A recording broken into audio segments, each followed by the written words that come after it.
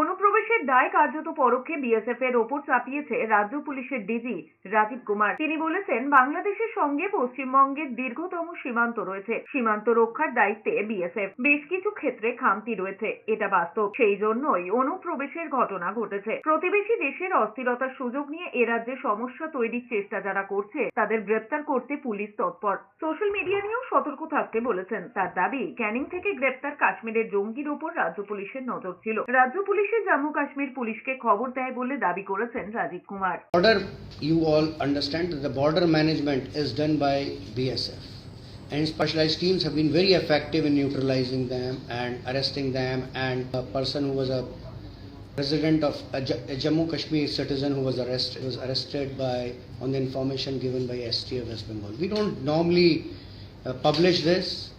We call the police and we inform the police and let them take the action, and that is how it is done because he was wanted in their case.